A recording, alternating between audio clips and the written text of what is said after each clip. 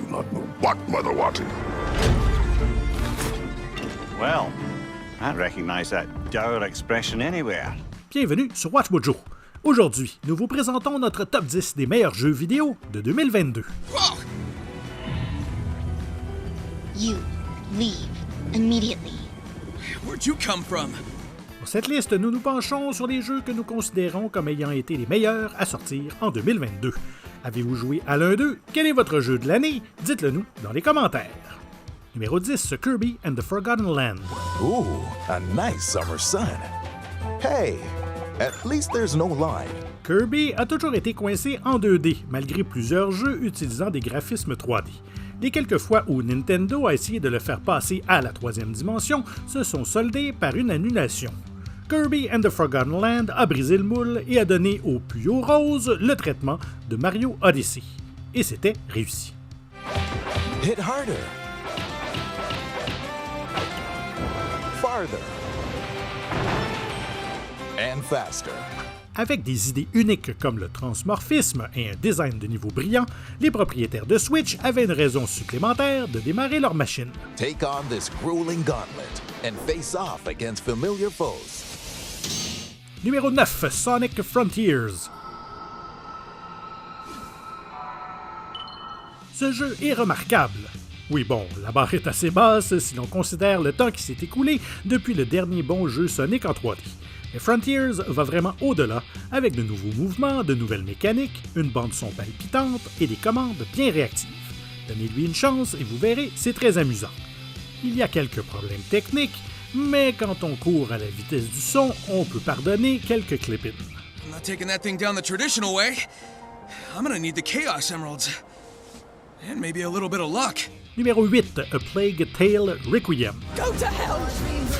So that you can save your brother. I'll make you tell us where Hugo is. Focus Interactive nous a offert une poignée de titres solides, mais rien de vraiment comparable à Plague Tale Innocence en 2019.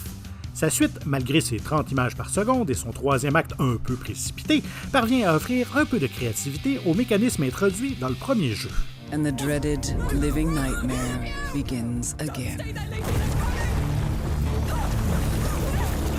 Le combat et la furtivité ont été étendus avec de nouveaux outils, et l'un de ces outils vous permet de prendre le contrôle des rats, ce qui donne lieu à des scènes hilarantes et macabres. Si vous avez aimé l'original de 2019, vous apprécierez certainement celui-ci. If you kill, be ready to be killed. Numéro 7, Bayonetta 3.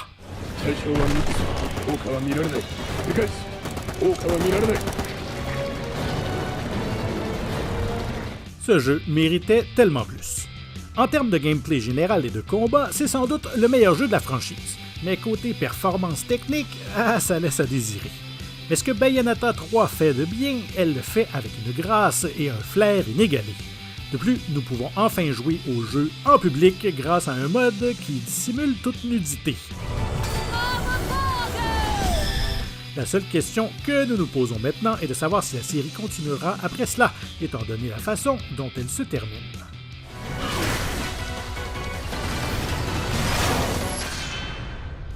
Numéro 6, Nightmare Reaper.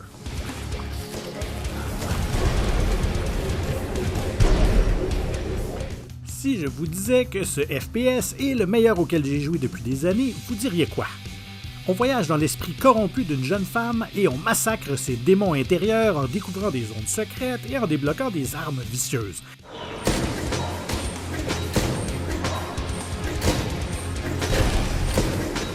C'est sanglant, c'est violent, c'est génial.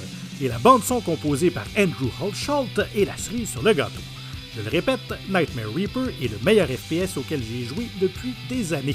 Et vous devez absolument l'avoir sur votre PC ou votre Steam Deck.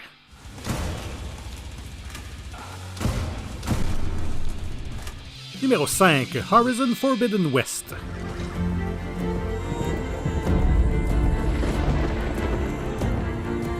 Ce jeu a certainement quelques problèmes, notamment dans la façon dont Aloy devient un véritable moulin à paroles et radote constamment ce que vous devriez faire. Mais bon, est-ce que ça rend le jeu mauvais? Pas du tout. They're great cities, turned to graves. Forbidden West propose non seulement un nouvel écosystème de machines, mais aussi des environnements uniques qui enchantent par leur beauté visuelle et leur conception. De plus, l'animation des personnages est beaucoup plus réelle que celle de l'original. Bien sûr, il est préférable de vivre cette expérience sur une bonne PS5. Numéro 4, Mario plus Lapin Crétin, Sparks of Hope. Beat it! Le premier Mario plus Lapin Crétin était bien meilleur qu'il n'avait le droit de l'être. Alors, comment ils ont amélioré ça? Une plus grande liberté dans le déplacement des personnages, des mouvements bien serrés et des arbres de compétences plus simples et plus amusants qui encouragent les joueurs à investir dans des compétences plus puissantes. Les mondes sont également mieux développés et proposent des quêtes secondaires, des boss cachés et des objets à collectionner.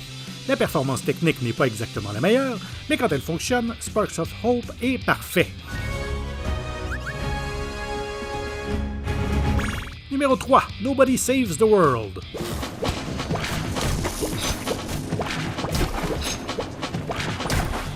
Les créateurs de Guacamelee et Severed nous offrent ici un des meilleurs RPG d'aventure auxquels nous avons joué et le meilleur que nous ayons vu sur la scène indépendante cette année.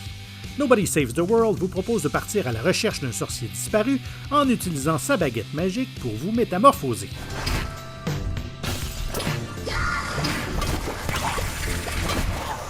Utilisez les pouvoirs d'une sirène, d'une limace, d'un cheval, d'une tortue et plus encore, et expérimentez différents styles de jeu. Si vous aimez le genre Legend of Zelda, vous aimerez Nobody Saves the World. Numéro 2, God of War Ragnarok. I will not allow you to pick a fight with gods. I don't want to fight anyone. I just want answers. On va pas se mentir, les premières heures ne sont pas vraiment révolutionnaires. Mais au fur et à mesure que vous vous rapprochez de la barre des 10 heures, God of War Ragnarok commence vraiment à montrer sa valeur. Je n'irai pas jusqu'à dire que c'est le meilleur jeu PlayStation jamais réalisé, mais il est très certainement sur le podium et c'est une excellente conclusion à cette duologie nordique. Panic does nothing. Harness it. De nouvelles attaques, de nouveaux mécanismes, de nouveaux personnages et des missions secondaires satisfaisantes font de ce jeu un ensemble que tous les propriétaires de PS4 ou PS5 devraient posséder. Bravo aux développeurs Sony Santa Monica et espérons que la franchise puisse continuer dans un autre panthéon. Here. Avant de révéler notre premier choix, voici quelques mentions honorables. Lego Star Wars The Skywalker Saga. Sans aucun doute, le meilleur jeu Lego jamais réalisé.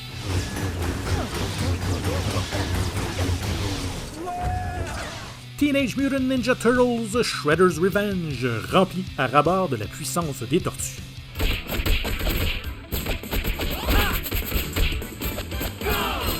Potionomique, un joyau de gestion de la fabrication de potions stimulant et charmant.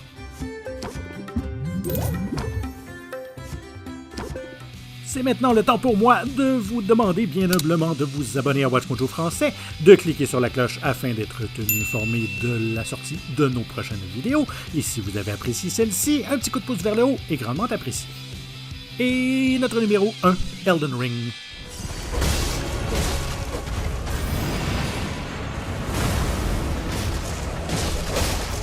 Pas grand-chose à dire sur Elden Ring qui n'a pas déjà été dit depuis son lancement en février.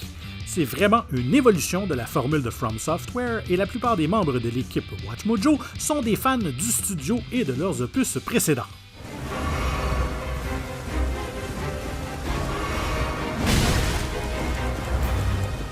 Même moi, qui est plus du genre à jouer à Dwarf Fortress ou Terraria, je m'y suis perdu pendant des semaines.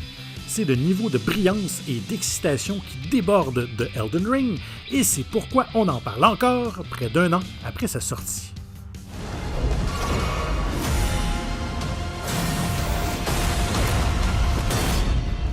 Êtes-vous d'accord avec nos choix? Quel a été votre jeu préféré cette année? Dites-le nous dans les commentaires et n'hésitez pas à regarder une autre de nos excellentes et nombreuses productions. Merci et à très bientôt!